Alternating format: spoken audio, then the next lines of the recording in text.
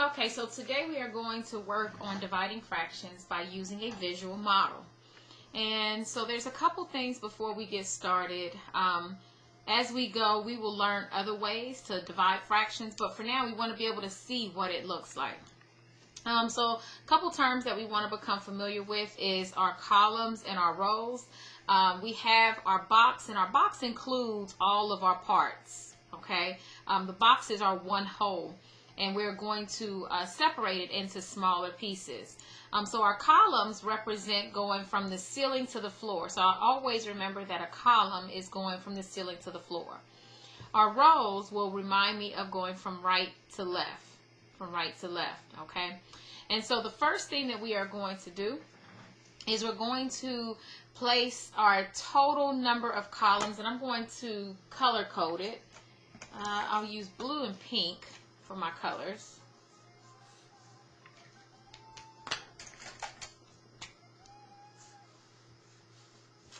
Alright, so I'm using blue and pink.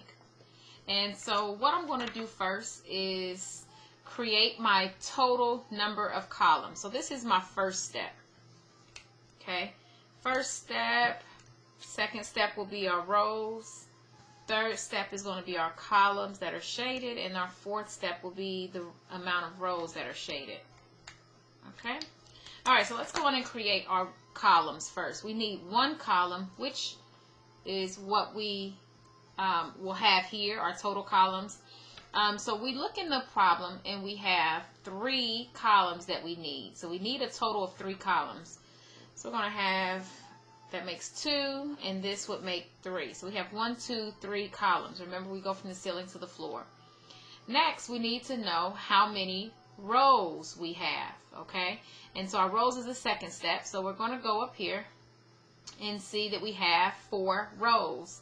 So this gives us 2, this gives us 3, and this gives us 4. So we have 4, 1, 2, 3, 4 rows, and we have 1, 2, 3 columns. Okay, so this is our columns and this is our rows. Now the third step tells us that we need to shade in our columns, and this is where we're going to use our color. So we need a total of 3 columns to be shaded. So that's we need a total of 2 columns. This is what we're looking at. 2 columns that need to be shaded. And remember, our columns go from the ceiling down to the floor. So we're going to just shade in all the way down our column. Alright, then we have our rows, and our rows tells us, well, how many rows we need to shade in. That's step 4. And in this one, we need a total of 3 full rows to be shaded. So we're just shading all the way across our 3 rows.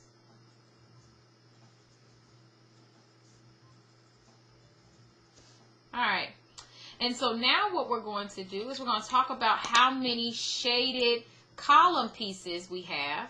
So we have a total of 1, 2, 3, 4, 5, 6, and 8. We have a total of 8. And then we have a total of, that's our columns, and now we need our rows shaded. 1, 2, 3, 4, 5, 6, 7, 8, 9. We need 9 rows, row pieces to be shaded. So our answer should be 8/9, and we can always go back and check our work by taking our quotient, plugging it in. I'm going to plug our quotient in here. We have 8/9. And we're going to multiply that by our divisor. So our divisor was 3/4. And when we multiply fractions, we always multiply straight across. So we have, before I do that, I guess we should look and see if we cross multiply, if there's anything that I can cancel out. And I look at my 3, and my 9, I can cancel out by groups of 3. So I have 3, 6, 9. 9 divided by 3 is 3. 3 divided by 3 gives me 1. And then on the other side, I have my 8 and my 4, so I can use multiples of 4. So 8 divided by 4 is 2, and 4 divided by 4 is 1. Okay?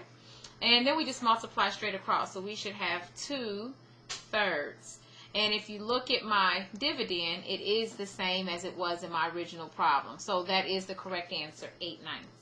Thanks for watching.